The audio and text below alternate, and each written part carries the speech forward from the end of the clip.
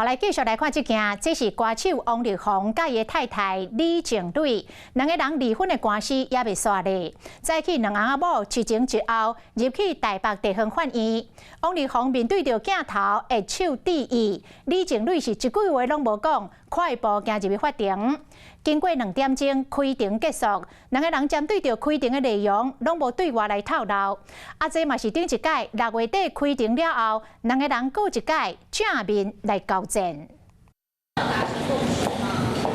2点钟的家事法庭结束，王力宏向镜头热手致意，面对记者的问题，拢无回应，人就离开。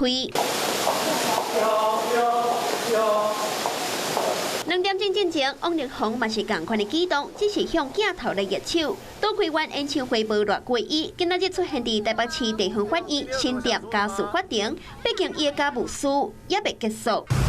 李小姐今天打算说什么吗？究竟你有什么要说的吗？伊的看手李静蕾无偌久嘛来到现场，两个人前后脚出现，拢穿白色的衫，要伫法庭直球对决。两个人到底讲啥物？王力宏的经纪人书面回应，强调这边家事法庭的经济执行庭书是因申请的，是讲这边的开庭裁定的大部分内容拢无履行，希望继续透过法律的庭书实现裁定的内容，互因会当看到生命中上重要的人。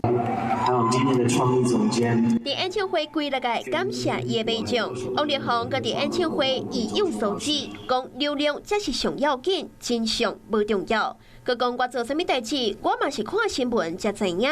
李静蕾嘛唔愿输，演唱会2天后，伫社群平台顶悬表示，当艺术不再单纯，变成伤害别人的武器，影响力变成调集杀人凶手的途径。单纯的艺术都有勇气啊！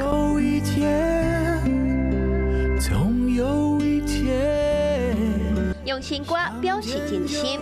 王力宏透过歌声表达亲情甲笑脸。虽然歌名或者想要记就会当记，但阁有一寡人，毋是你无要记就会当卖记。夫妻变冤家，翁仔某之间的攻防战，向今日法官拢真歹判定。Hello， 我是林明瑞。想要抢先掌握最及时的新闻资讯吗？赶快订阅、按赞、开启小铃铛，锁定我们华视新闻的 YouTube 频道。